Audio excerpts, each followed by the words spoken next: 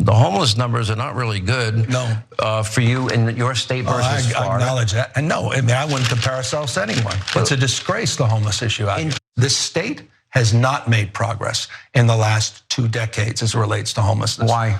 Because housing costs are too high, our regulatory thickets are too problematic. I own this. I take responsibility for this. This is personal to me. I love this state. I don't like what's happening with the encampments. I don't like what's happening in the streets and sidewalks. Last night, Sean Hannity called out Gavin Newsom on the homelessness crisis in California during an hour-long interview. And that's not the only issue that Hannity attacked Newsom on, though. November of 2020, Newsom was heavily criticized for attending a fancy dinner party while he was simultaneously telling California residents to stay locked down in their homes for Thanksgiving. That incident is almost 3 years old by now, but Hannity, desperate for material, still called Newsom out for it. Let's take a look at how Newsom reacted. By the way, you probably should have gone to the French Laundry. No, it was a dumb mistake. It was a terrible mistake. It wasn't illegal. It was wrong, and I totally violated the spirit of what I was preaching, and it was wrong, and I own that. I own that. And you know what? For the grace of God, no one else has ever made a mistake. I guess I did. I own that. Okay, everybody makes mistakes. However, that was a dumb one. But it was dumb. It was, and I own it. So I don't need to be reminded of it. Close quarters, no mask, and I'm like, all right. It was. Hey, look, by the way, right. I think it was your birthday party, right? It was a good friend's 50th birthday party. The restaurant was legally open. It was dumb. So what do you guys think? Jackson, you first. Is he setting up a run to become the president? We talked yesterday about how he was making kissy faces at Trump during different parts of this interview. But why is Gavin Newsom doing a sit-down interview with Sean Hannity? I think he's definitely getting his name and his face out there. He's the governor of what is it? California is like the 6th largest economy on the planet or something like that, which also is hilarious because Republicans are always like, oh, the failing state of California. It's just failing so terribly. But, obviously it's not. It has its issues, but it's not failing.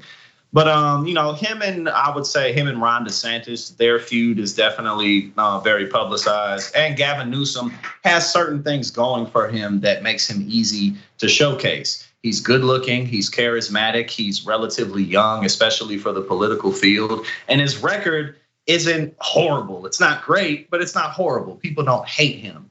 That being the case, he actually has a pretty solid chance of becoming president through the Democratic Party. Obviously not in 2024, but at some point I think that he has a pretty good shot. He reminds me of Andrew Gillum. He kind of has before Andrew Gillum got caught up in all the controversy that he did, he also had a very good shot at possibly becoming president through the Democratic establishment. And Gavin Newsom, to me, is kind of like on a similar par, just in terms of all right, this guy's definitely going to be a star. He kind of is a star of the Democratic Party already. And I'm not saying that in a sense of he's great, but he fits the profile. So yeah, he's definitely going to run for president. I mean, look, Newsom is clearly setting up some sort of a shadow campaign. He's publicly endorsing Biden, raising money for the Biden campaign. But also, let's be honest, Biden ain't exactly a spring chicken with perfect conditions to run for office and a rigorous campaign schedule for the next 2 years. And it's not stupid to have a backup plan.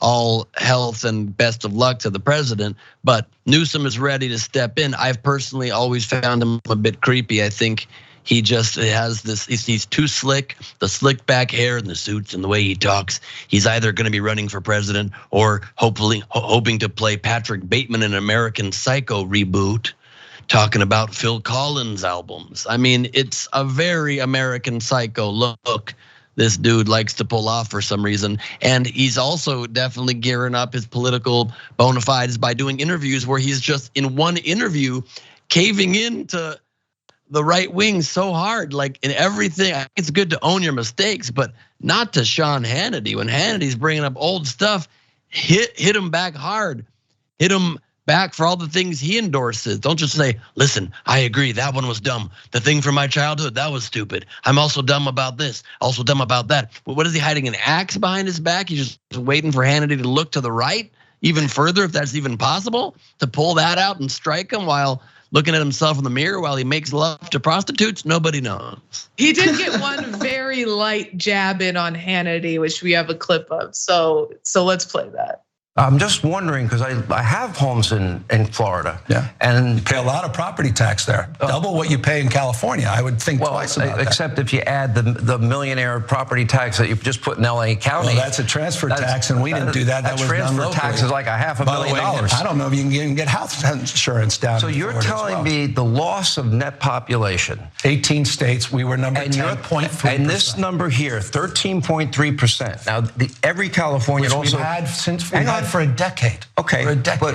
but right, and you supported it for a decade. The public actually initiated. Okay. It was supported by the public. But the point is, Florida has 0. The net population growth, hang on, per Florida That's for is the almost 1%. Is almost 1,000 Sean, people a day, and you're losing 800 people a day. Wait, here's my question: is this connected to that? No, I respect your audience too much to let them be misled on this.